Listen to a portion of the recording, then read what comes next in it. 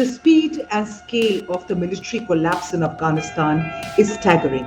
In the latest, the country's second largest city and once the capital of the Afghan empire, Kandahar, has fallen to the Taliban.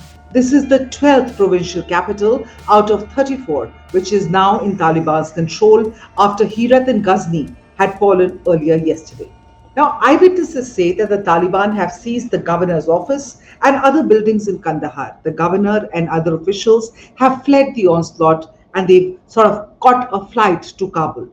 Now, Kabul is also not far either for the Taliban. The latest US military intelligence assessment suggests that Kabul could come under insurgent pressure within the next 30 days. Now, social media is flooded with pictures, videos, and stories of Taliban's violent advance. Thousands of Afghans are fleeing their homes, and voices of civilians are out there crying for help.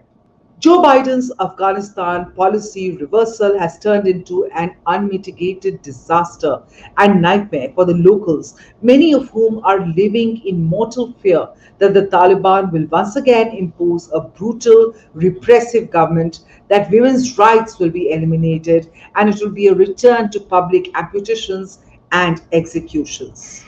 Now, the United States is already in exit mode, and it seems more than okay for them to turn a blind eye to the desperate pleas of help from Afghans. In fact, the world's greatest superpower seems content to let China, Pakistan, and Russia tango with the Taliban in the terrorists' quest for dominance and global recognition.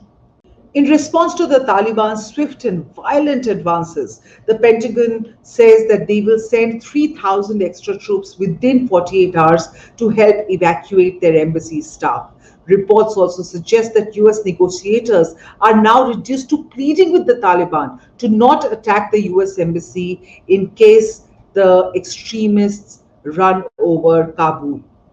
Now, all of these are clear indications that the Biden administration is literally washing its hands off the mess in the war-ravaged country. Several people have even begun gloomily reviving a comparison with the fall of Saigon in 1975, where Americans were evacuated from the embassy in Vietnam from a rooftop by helicopter. But unlike Vietnam, the repercussions of what is unfolding in Afghanistan today is likely to be felt by the region and the world for years to come. If Taliban takes over Afghanistan and Al Qaeda returns, it will resonate throughout the global jihadist movement. Afghanistan will once again become fertile breeding ground for terrorists.